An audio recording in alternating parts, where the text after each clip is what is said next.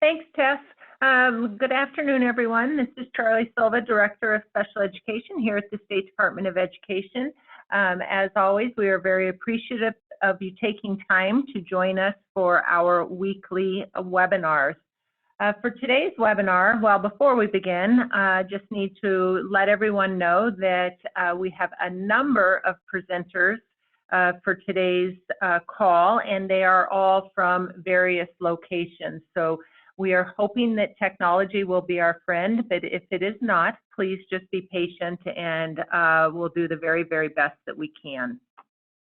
Our presenters today from our SESTA team will be Audrey Kennedy giving an update on behavior resources, Julie Mead, and Dr. Janice Carson from our Assistive Technology Project, as well as our SESTA team up north will be sharing the latest, greatest resources that they have available for all of you. Once they are done going through all of their resources, we'll turn it over to Shannon Dunstan, who is going to give us some guidance on how best to support early childhood students during this pandemic. Then Dr. Karen Striegel and Angie Williams will give us an update on the Medicaid guidance for all of you. And then we will end with myself and Elaine Eberharter-Maki going through the questions that we have received since our last webinar last week. And I have to say, I'm always amazed at the number of questions that we keep getting. It's great, so please keep them coming. Before I turn it over to Audrey to share some of the behavior resources, I want to just give an update of what has occurred and what is going to be occurring here in the next couple of days. As you all know, the State Board of Education met yesterday for a 2-hour meeting. An outcome of that meeting was that they unanimously voted to extend the soft closure for the remainder of this school year, for the 2021 school year. However, they added to that the ability for local school districts to make their own decisions as long as they meet certain criteria that the board approves. The criteria have not yet been set. That will be decided during their next meeting, which will be this coming Monday.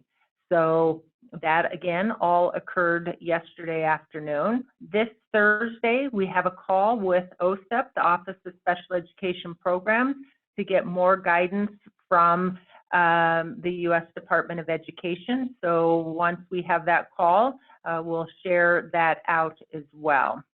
Then lastly, as Tess mentioned in the chat box, and what you all should have received prior to this email or prior to this call, are a number of new resources. If you are having difficulty downloading or printing any of them, rest assured they're located in many locations, so you'll be able to access them at a later date. All right, since we have so much to cover, I'm going to move us along, and I'm going to turn it over to Audrey, and she is going to share behavior resources. Audrey? Thank you very much. Our behavior team is excited to take just a quick minute and orient everybody to some of the resources that we have out there to help support you and your teams right now. The first resource that I want to share with you right now on my screen is on our Idaho SESTA Behavior Resources Padlet. It is under the training opportunities for paraprofessionals. If teams are not already aware of this, it's a great opportunity. It's a free registered behavior technician course that does end in a certificate. It's a 40-hour training that paras can obtain right now, while they may have a little bit of more bandwidth than they did previously. I know there has been a little bit of technical difficulty. I've heard from a few people because there are a lot of people accessing it right now, but just wanted to make sure that resource was out there for everybody, since it is free and a really great opportunity for paraprofessionals, especially if any of them are specifically looking for a training opportunity that ends in a certificate of completion. A few of the other things I wanted to orient everybody to was the rest of our SESTA created resources, and those can be found on the left-hand column of our Idaho SESTA Behavior Resources Padlet. We have 2 documents that we put together that are kind of guidance documents with regards to some transitions as well as some do's and don'ts. This first document that is up on the screen is some guidance regarding supporting student transitions back to school. Now, some of your students might not be transitioning back to school in the immediate future, but I want you to think of this document as really supporting any student transition in learning environments. So whether the student is transitioning to the home learning environment, or when they do transition back to their brick and mortar school learning environment, these are all considerations and things that we want to be keeping in mind in order to support our students through that process. The next is a list of do's and don'ts for distance learning in order to support behavior and some of our students' needs at that time. Being the behavior team, our list of do's are a little bit longer. We like to frame things in terms of things we want to see more of instead of the don't do this. But that's a quick, easy document that can support some of your team members at this time right now as well. Last week, we shared out this pyramid, our continuum of behavioral supports during COVID-19, and we talked about the bottom portion of our pyramid, this purple portion. There's 3 main things that we want to consider in order to support behavior at this time, and I anticipate some of our students are going to need a lot more support. We're asking them to learn in an entirely different manner, in a different environment with different people. And so there's a lot of upheaval to some of these things like their predictability, their motivation, and their appropriate instruction. What we have just put out for everybody are 3 PowerPoints. And again, these can be found on the left-hand side of the Idaho SESTA Behavior Resources. There's one right here in blue. It says COVID-19 Behavior Supports Predictability. One that says COVID-19 Behavior Supports Motivation, and one that says COVID-19 Behavior Supports Appropriate Instruction. Now, these are PowerPoint type documents. So they do contain a lot of graphics to help kind of support some of the content that is in them. And as a result, when you go to click on them, you will, let me give you an example, be given this message: the file's too large, right? So we included some instructions on the individual Padlet file. What you'll want to do is download it right here. When you or your team downloads it, you'll have access to all of the animation. Some of the PowerPoints go through examples of how you can animate token boards, how you can animate first then boards, visual schedules, and other supports so that you can screen share those with your students. Additionally, there's some more content and it digs a little bit deeper into some of the information in the notes section of the PowerPoint. So by downloading those files, you'll be able to get access to all of that additional information. The green section on our pyramid here talks about focus on function. And we just published this new functional thinking for distance learning module that all of you and your teams can have access to. It kind of helps us take it up a notch. If we have addressed all of our concerns regarding predictability, motivation, and appropriate instruction, the next step we want to start thinking about is our kind of functional thinking. How can we think functionally and create some replacement behaviors? And then the very last thing that I want to remind everybody is at the top of our pyramid is our coaching, right? So all of our students, all of our teams, our teachers, our families, they're all going to have very individual needs right now. And a lot of that individuality supports some individual problem solving and coaching. So we're still here. Feel free to reach out to us. You can submit a help desk ticket. If you're already familiar with your behavioral coordinator, you can submit an email to them, and we can help support you through some of those individual problem solving opportunities with your students. I'm going to go ahead and stop share now, and I will hand it over to Julie. Okay, thanks, Audrey. Yeah. Let me open up my document here. Of course, is not presenting itself to me at the moment. There we go. Are you seeing the COVID-19 initial evaluation quick guide? Hope so.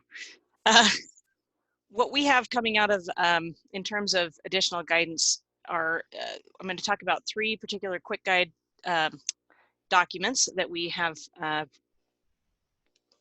made. I'm sorry. And then I'm going to walk through some of our resources for individuals with more significant disabilities. So this first one, what we wanted to do with these is this document is specifically to speak specifically to the initial evaluation. And what we've tried to do is take some of the questions that we've been getting and really put them into a context that's not just, that's a little bit less legal and formal language, and really takes it the next step in terms of, you know, what should your team be considering under given circumstances, because I think that's some guidance that folks are looking for right now. So this one is as specific, as I said, to initial evaluation. It speaks to some of the timeline questions, some of the what ifs. What if we've already got consent? What if we don't have consent? What if, you know, what if we were in the middle of an evaluation? What do we do if we, you know, and make sure that it notes when you need a written notice and signatures. The next document, which is very similar, is the reevaluation quick guide, because it's a little bit different. Because you're not dealing with the 60-day timeline, and where there might be some flexibility with the 60-day timeline, there's not flexibility in terms of when reevaluations are due or when annual IEPs are due. So there are some other things that teams can and should consider as they go through a reevaluation process during the soft closure. The third document, its approach is a little bit different. It's still a quick guide, but it's specific to virtual supports, and most specifically to providing services virtually for SLPs, OTs, PTs, and then even some of our behavioral staff. There have been a lot of questions about whether or not that's acceptable practice. And so what this document does is really walks through there's specific guidance from each of the organizations, the national organizations. Most of them have, as you can see here, some sort of state-by-state guidance that you can click on and sort of get the professional organization's perspective on it, as well as linking you to where you can find Medicaid, Idaho Medicaid information, which it sounds like Karen and Angie will be addressing a little bit later. So that people can kind of put all of the pieces together that apply specifically to their work. And again, some additional questions that we've seen over time about FERPA and HIPAA, and really seeing how that applies to the group or the therapy situations. And then some links to some supports that we've already presented. So these are intended to be exactly what they're called, which is a quick guide to hopefully point teams in the right direction. And then, of course, you need to make individual decisions based on what's best for the student. What's coming soon is an IEP quick guide in terms of, you know, how meetings, we've got a sample meeting agenda out, but maybe addressing different options, things that your team might consider in terms of making sure that you can have an IEP meeting and ensuring parental engagement and a good teaming process virtually. The next thing I'm going to share really quickly.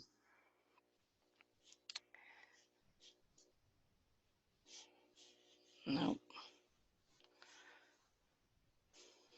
And maybe I'm not going to do it very quickly. Okay. Is a couple of the resources that we've put together for students with significant cognitive disabilities. This example is very similar to the early childhood document that we put out. And it's just a sample. It's just a way to consider using some of the resources that are listed on the Padlet, and how to look at specific goals, activities that you might do during the day. So the idea of this sample is really to take a look at this, consider what goals you're addressing with students, what you've agreed on with the parent, and then finding ways to utilize the resources that are out there. Like, you know, I'm going to do this activity, and then I'm going to use this particular resource or this particular platform to do that. Just sort of a help in planning. And then the last thing I wanted to talk about is in the Educator Resources Padlet on the left here are some additional resources, again, that could be used in that planning document or not. but specific to that population. We've also moved into here over in a more primary spot, stuff specific to early childhood, and then secondary transition. So watch for things to be added to those areas. And I think that's a great segue to hand it off to Janice Carson, who has some more information on this. Thank you, Julie. This is Janice Carson, and let me share my screen on some resources that we are putting together for you. So you should be able to see just some quick information. Our SESTA assistive technology supports are still happening. The staff are still working. We are providing technical assistance via Zoom, phone, and email. So just feel free to reach out to us. In addition, I just want to let you know that we're having quite a few parents who are reaching out to us for AT educational supports. And so we're just going to follow our typical guideline of we're going to gently send them back your direction so that we make sure that the case managers are looped into these conversations. And then we will, and then ask the case manager to reach out to us if they have any questions or if there's anything we can come alongside and provide support. We don't want to do this without having all of you part of the conversation. So let me move into some supports that we're building. As you know, on the Idaho Training Clearinghouse, when you go to the Idaho SESTA COVID resources and tools, if you go to the bottom where it talks about the Padlet resources, there's a Padlet 8 Assistive Technology Resources and Instructional Design. If you click on that, what you will find, bring that back up, what you will find are the AT quick tips and instructional supports. This looks a little bit different than it did, say, yesterday. What I knew would occur is I would need a launching pad, kind of a one-stop shop of a Padlet that I could launch lots of different topics on assistive technology and instructional supports. So as you can see, supports for students with high incidence disabilities, we have a Padlet for that.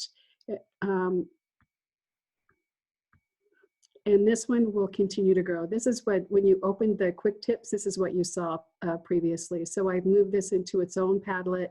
And what is it is allowing me to do is we will continue to grow that, but it also let me have more quick tips at your fingertips. So we also have been building, as Julie has talked about, is really those supports for students with more significant needs.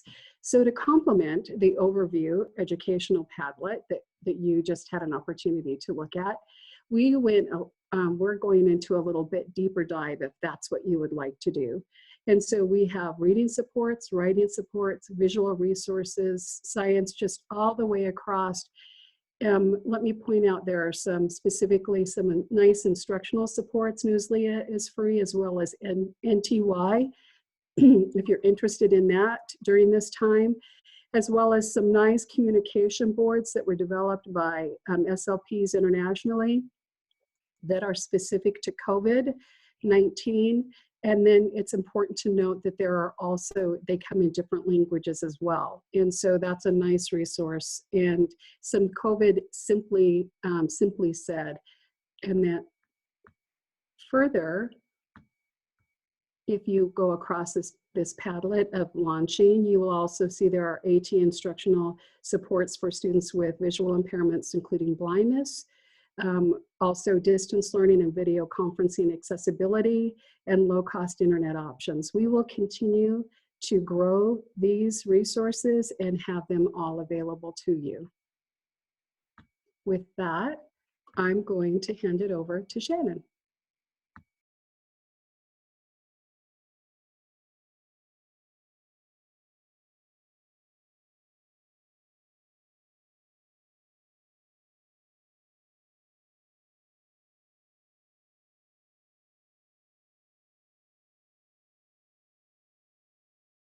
Shannon, this is Charlie. I believe you're on mute. I am, and I'm talking away. So Julie, you had a couple of individuals that wanted to know where specifically to find the quick guides. So if you could provide that feedback, that would be great. Good afternoon, everyone. Individuals have been reaching out to ask about early childhood specific, and so we created a 1-2-page document that went over the highlights of the Part C to Part B program. Transitional activities must still occur, and there's a variety of different ways that you can do that, but you must be sure that you're contacting families, that you're getting on that 2 years, 6 months referral from the infant toddler program. Parents have the option of going ahead with evaluation or postponing to conduct them in person. I've provided you some guidance on this as far as how you can interview, use existing information, potentially do some virtual observations, and using your parent as an individual to ask the child to do certain activities. You can do some direct assessments if the assessment has a virtual piece, as Julie talked about earlier. There was also questions on compensatory education. And as was for the Big B program or the kindergarten through age 21, this will be on an individual basis, whether that child will need to receive compensatory education. And finally, well, then the early childhood outcomes at entrance and exits.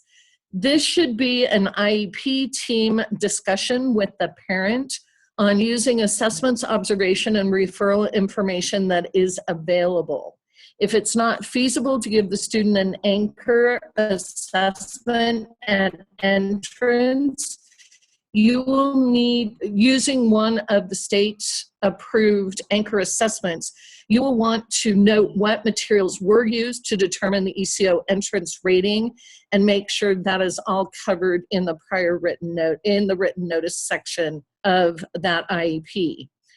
If a student is transitioning to kindergarten and you are looking to do an exit rating, you again, as an IEP team, will determine if there is not an ability to do the exit anchor assessment, what information, what student work, observation, or other material was used, document and written notice, and give the student an exit rating. Students that are transitioning to kindergarten, you will follow the same procedure as any other IEP meeting or addendum that was discussed in the larger FAQ document, to make sure that you are documenting all decisions that need to be made. Students that are transitioning to kindergarten, you're going to want to make sure that you're talking about transportation, service time, and the new LRE codes. I will be sending this document out to special education preschool teachers this afternoon, as well as special ed directors. Now I'm going to turn this over to Charlie and Elaine. Thanks, Shannon. And actually, I'm going to turn it over to Karen, Dr. Karen Striegel and Angie Williams. Hi, everybody. I'm going to share my screen and get my slide presentation going. Wake up, little Susie. There we go. Okay. So Angie and I are going to cover some questions and answers that we had since the March 31st guidance document, our Q&A document, and there are 7 of those. But I want to first alert you to just the change in how that document is organized. It's up to 11 pages, and so it used to be organized by date. Now I've organized it by topics. And then at the beginning of the document, you'll always see a list of the new Q&As with hyperlinks. I learned something new today. So that all of these new Q&As, or if something's been updated, if you already know the rest of it in and out and you just want to know what you can go directly to them on the first page of the document. So I'm going to read questions that the new items that are listed here, and Angie's gonna give the answer. So question 1, number 2.2, related to suspended assessment timelines. How should LEAs proceed with providing and billing for Medicaid school-based services when a student's IEP, department-approved assessment, and/or personal care services, PCS documentation are overdue during soft closure or school cancellation? So the Division of Medicaid recognizes that some students' IEPs may become overdue during a soft closure or school cancellation. Therefore, LEAs may use the written notice or other documentation as appropriate to extend a student's Medicaid school-based services without an IEP. The written notice or other document must specify that the IEP meeting will be held upon the reopening of school. So the updated guidance is that the Division of Medicaid has temporarily suspended IDAPL rule related to department-approved assessments and PCS documentation timelines, including the 365-day rule, annual rules, or 3-year evaluation rules. This means that on a temporary basis, there are no overdue department-approved assessments or PCS documentation. Once the COVID-19 pandemic is over, all Medicaid IDAPL rules will revert back to the pre-3/13/2020 rules. You can see this new updated guidance in the administrative bulletin, April 1st, 2020, and we will be getting out more guidance. Question 2.4. Oh, and I think I forgot to change the header, sorry. How do I code Medicaid school-based services that would be delivered via telehealth during COVID-19? Will there be a new fee schedule? How will I know a provider has delivered services via telehealth? There appears to be only one billing code related to SLP telehealth services. Do we use that code for both SLP assistants and SLP professionals who provide telehealth? So the provider's SDR should indicate that services were provided via telehealth. That information will help you with billing. The billing codes found on the current school-based fee schedule will remain the same, except you will add the GT modifier to any other modifier when the service was provided via telehealth. So if you were to provide BI during this time, H0004, HN, GT. During the COVID-19 pandemic, LEAs may disregard the asterisk on the page that indicates only professional may provide services via telehealth. So SLP specific, LEAs will use the SLP codes listed below when billing the SLP services delivered via telehealth. Be sure to add the GT modifier to any other modifiers associated with the specific service provider. So, and then you can see the examples here. But the answer in short is if a provider could provide and bill for service prior to COVID, they can now provide and bill for that service via telehealth. If the provider was not able to provide prior to COVID, they still cannot provide face-to-face or via telehealth. Okay, thanks, Angie. 5.2, are phone calls, emails, and/or texts billable in regards to school services when doing therapy programs with the families and students via these routes? Anything not video related? So original guidance indicated that Medicaid school-based services could not be delivered telephonically, that a visual or video component was required to qualify as telehealth. However, information release MA 2014, COVID for Therapy Services, telehealth states that services that can be provided effectively telephonically without real-time video may also be covered via telehealth. Services that cannot be effectively completed without visual interaction are not included in this modification and continue to require a video component. It is important to note that the allowance of the telephonic delivery of services discussed in MA 2014, COVID-19 therapy services, telehealth, applies only to the therapy services of OT, PT, and SLP. As of April 7th, 2020, no other Medicaid school-based services may be delivered telephonically. This is very fluid and that could change, but as of right now, it is not available. Thanks, Angie. 5.6, what additional qualifications are required for providers who deliver Medicaid school-based services via telehealth? So any children's rehabilitation intervention service or community-based rehabilitation service, OTPT, or SLP provider who meets the qualifications outlined in IDAPA 160309 Medicaid Basic Plan Benefits Section 855.01 through 4, 8, 10, 13, 14, and 17 may provide services via telehealth as long as the provider has the means and knowledge to complete the service with fidelity and ensures the criteria in Information Release MA 2007, telehealth and COVID-19 are met. Thank you. 6.1, can OTPT SLP evaluation/assessments only be done in person, or can they also be done via telehealth? Does the term services used in the Information Release 2007 include evaluations and assessments? So MA 2007, telehealth and COVID-19, simply states that if a service is allowed to be provided via telehealth, that service will be reimbursed at the same rate as if the service were being provided face-to-face. MA 2014, COVID-19 therapy services, telehealth, explicitly states that evaluations for therapies are not reimbursable when conducted via telehealth. Thanks, Angie. 8.3, what are the supervision requirements for paraprofessionals providing Medicaid school-based services via telehealth?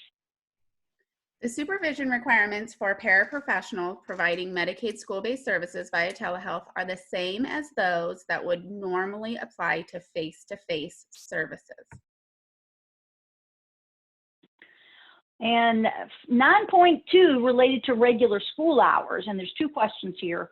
Are telehealth providers such as OTs, PTs, and SLPs allowed to provide Medicaid school-based services over the weekend or during spring break? Some parents are requesting that related services be delivered via telehealth during the evening hours because both parents work during the day and can only monitor telehealth therapy sessions after work. So Medicaid school-based services must be outlined on a student's IEP and must be medically necessary for a student to participate in their educational program. During a soft closure, it is likely that the regular school day has shifted for many students. Therefore, related services such as OT, PT, and SLP may be billed as a school-based service as long as the related service is being provided to fulfill the student's IEP. The service detail report should include the actual time the services occurred and may be designated as being delivered via telehealth. It will be important to differentiate these related services from community-based services. Medicaid school-based services cannot be provided during spring break because schools are closed and not providing instruction to any students during that time. Thank you, Angie. So I got a question about whether or not the slides I posted will be available. They should have been sent with the documents that you got, but everything that's on these slides are in the Medicaid COVID-19 Q&A. Oh, wait a minute, where's my next one? Wake up. Okay, so please, please, please submit your Medicaid school-based services questions using the online clarification form. When you email, there's so many emails coming. I found an email that we missed answering a question for, and it's not included here today because I missed it. So please use the form. That lets us be systematic about it. And so here's Charlie and Elaine. Thanks, Karen. Quite the introduction. Thank you. And thank all of you. As always, so impressed with how much you all have accomplished in such a short amount of time. But that being said, I would like to again reiterate the importance of getting these documents and resources out to those who need it most. And for a lot of this, I firmly believe it's your special education teachers and related service personnel that could benefit from all these wonderful resources. So please make sure to share all of the documents, especially, not that, I mean, they're all very, very important, but I believe those quick guides, the 3 that Julie showcased earlier in the webinar, I think those would be really valuable to those folks working in schools, and just a quick, resource for them. So make sure that your teachers get those.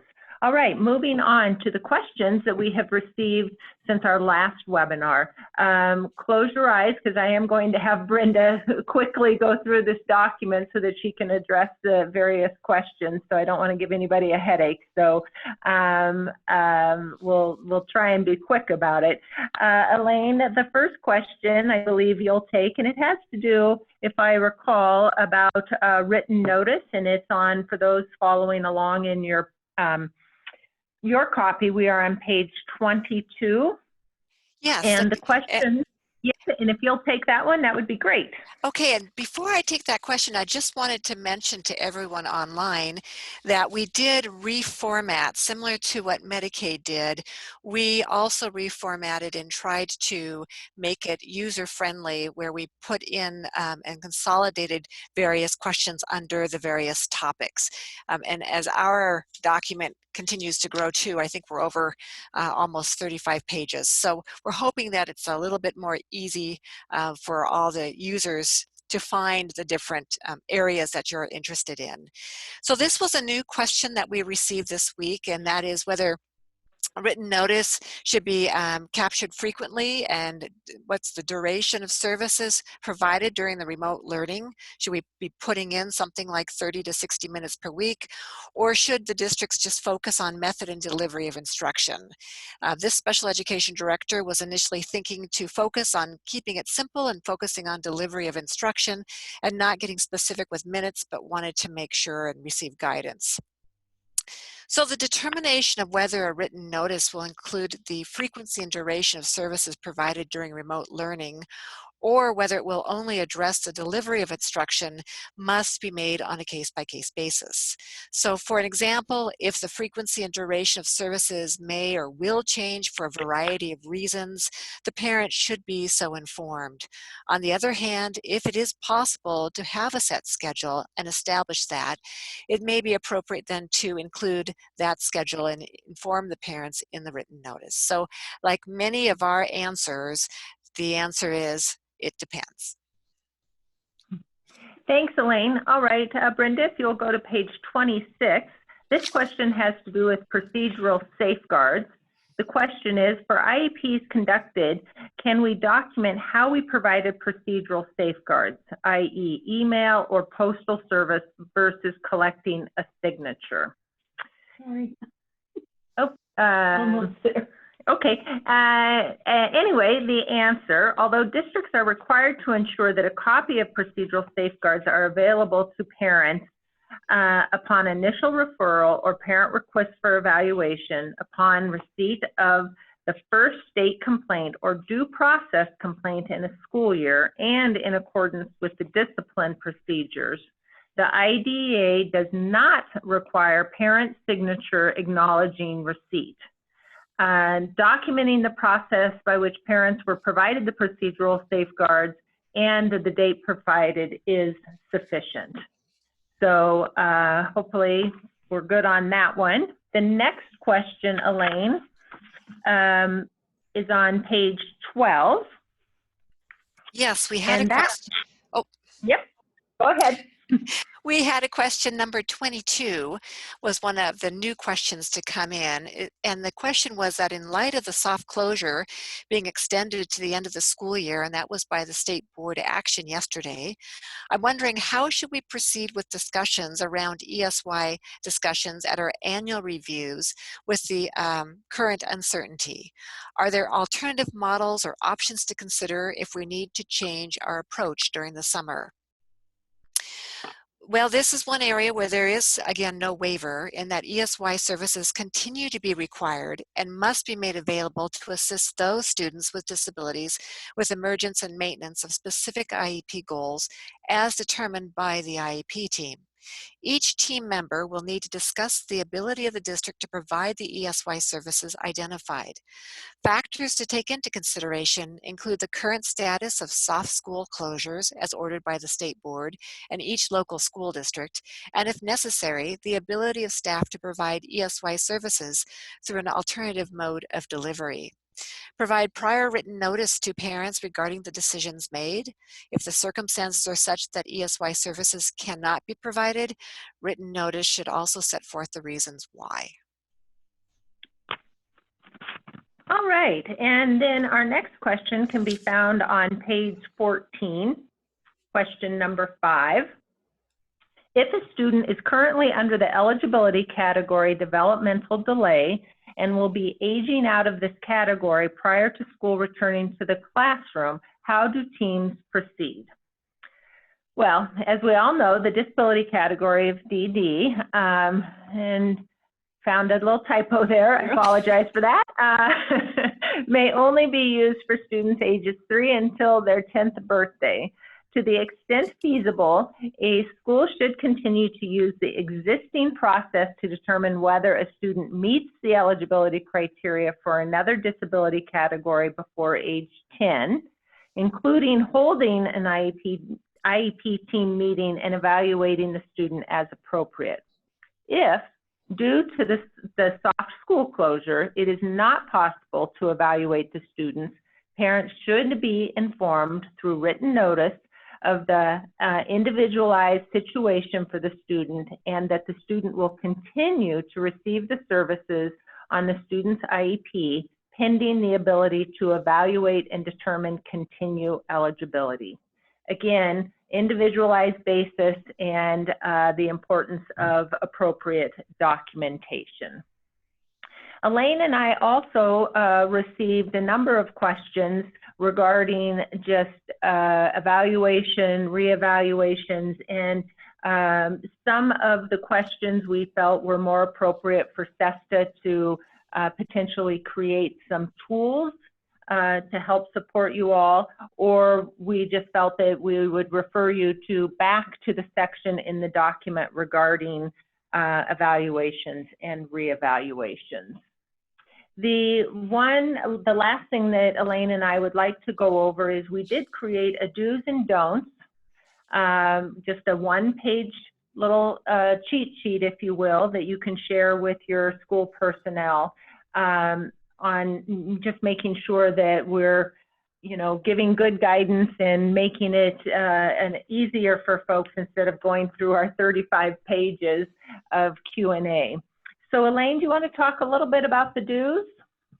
I'd be happy to. So similar to the behavior documents you saw, we have a lot more do's, fewer don'ts, but we felt that the very first one was perhaps the most important, and that was the need to communicate with parents, discuss educational services. I think there's been some information, and perhaps Charlie, you could talk about it a little bit more, but some information received from parents where they feel like they've been getting written notices from the district without anyone reaching out to the parent to discuss the reason behind that written notice, or in any attempt to set up an IEP meeting to discuss the child's educational program with the parents. So there's absolutely a need to communicate with parents to discuss educational services. The second one is one that you've seen in the OSEP guidance, and that is the requirement to provide that equal access to the same educational opportunities that children without disabilities are receiving, and for our children with disabilities, that includes the provision of FAPE. Also, it's really important that we have our special education and general education staff working together to individualize educational services as needed. Part of that also is being flexible and thinking outside the box, especially in today's environment. We've been talking about using perhaps more high-tech, but also looking at low-tech options for providing educational services. And also, how do we support the parents in the provision of the educational services for their child? The need to also look at providing those related services to the extent feasible, to continue to meet IDEA timelines to the extent feasible. Also, as we've discussed over and over again, providing written notice whenever it's required. Remember also to protect the confidentiality of education records. So information found in the records should not be revealed to others outside of the parent. Inform staff of the valuable resources, just as Charlie was mentioning, all those resources that are on the Training Clearinghouse website are absolutely vital, I think, for those that are in the field. Reaching out for assistance as needed, and of course, the very last one, document, document, document. Great, thank you, Elaine. I would just like to, if you would, Brenda, go back up for just 1 second. I just want to reiterate again the importance of that communication. Elaine alluded to the fact that we are hearing from families, and we are. Every day we're getting a few more calls, and I am amazed when I hear or we hear from parents and they can actually provide a document that supports their claims that, you know, no one is communicating with them, and then they're getting a document out of the blue indicating, you know, X, Y, and Z. So I can't emphasize enough the importance for teachers, case managers, whomever, to be having conversations first and foremost with the families, and then making decisions, of course, based on individual needs. The other one I want to point out here is just number 5. Janice Carson did a nice job about talking about AT, and I think that is mentioned with number 5 in terms of we don't need to necessarily always look at high tech. There are lots of low tech options for students and their families. So with that, we'll move to the don'ts, and in line with behavior, our behavior folks, we don't want to emphasize the don't. We want to, again, talk more about the positive, but there are a few don'ts that we just want to draw your attention to.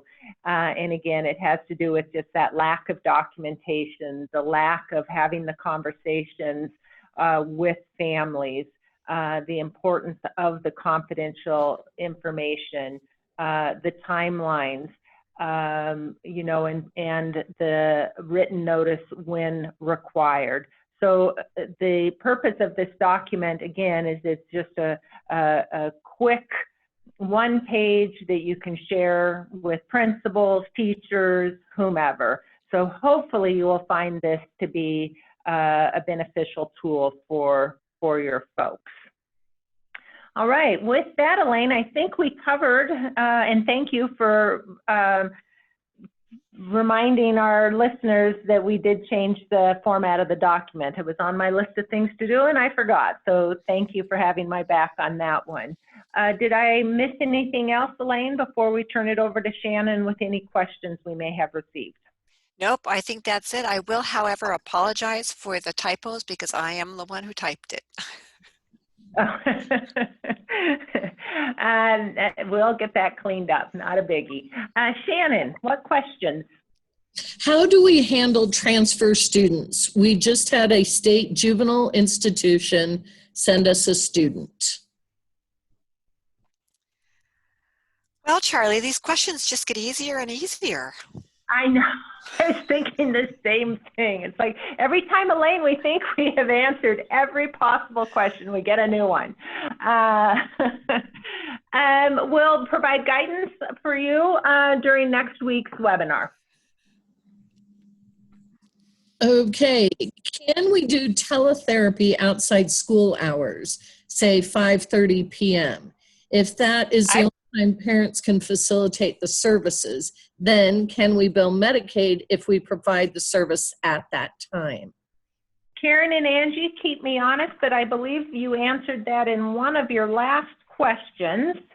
Angie? Yep, we did answer that, and basically the answer is a typical school day might not be the same typical school day, but it is posted, so you will see that answer. This is also a Medicaid question.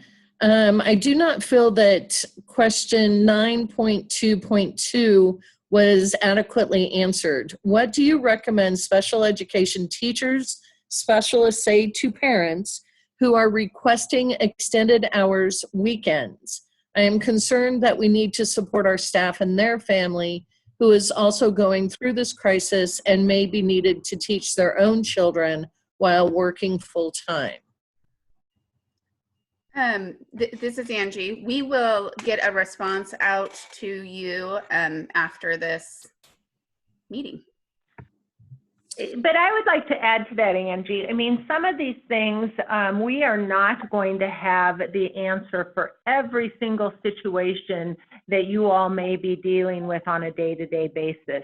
That is where you and your district are going to have to make some decisions for yourself. We can provide you the guidance, but we don't know all of the nuances and whatnot for those kind of one-off situations. So strongly encourage you just to look at all the guidance documents we have, bring your team together, look at the unique situation, and make a decision based on all of those different factors.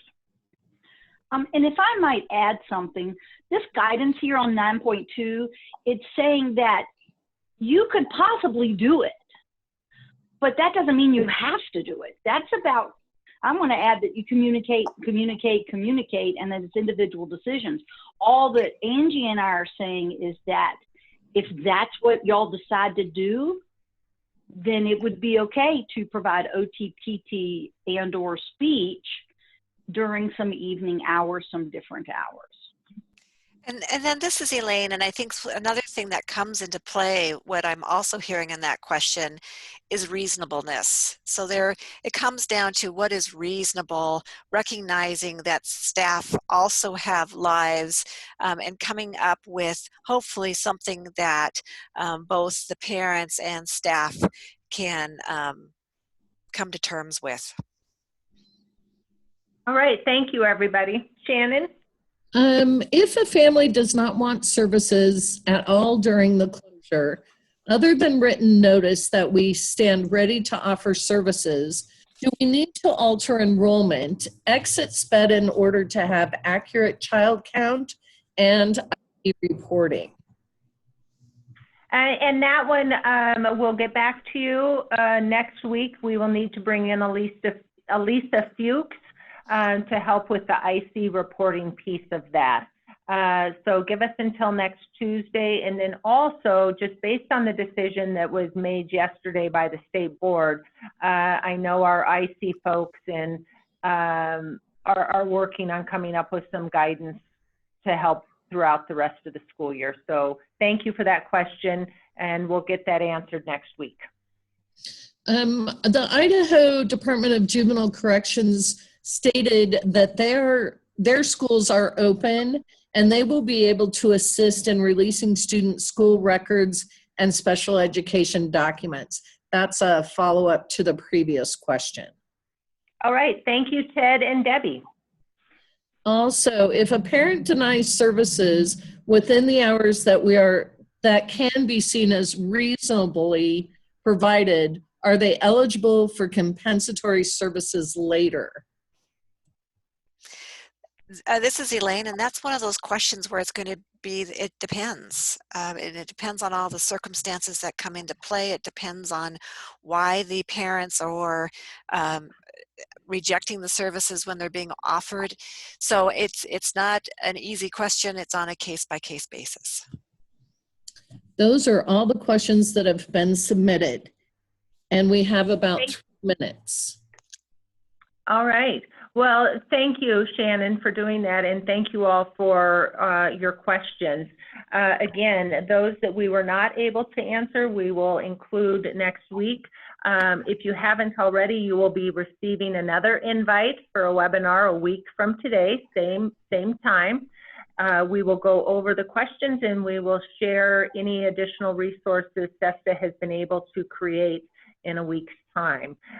All of that being said, please reach out to me or any of the other panelists and let us know what you need. We are trying very, very hard to minimize the burden on all of you all by creating resources that you can hopefully take and make your own instead of recreating for 170 plus districts. So if there's something that we are missing, again, please let us know and we'll do our very best to accommodate you.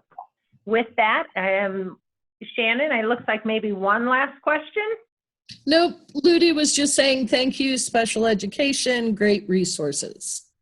Oh, thank you, Ludi, and thank all of you. I know this is very stressful, and we just need to keep reminding ourselves that we don't have all the answers. We've never been here before. That's why it's just so imperative that we continue to work together and keep our eye on the prize, and that is doing our very best to meet the needs of our students and their families. So with that, we'll sign off and look forward to having our next webinar next week. Thank you.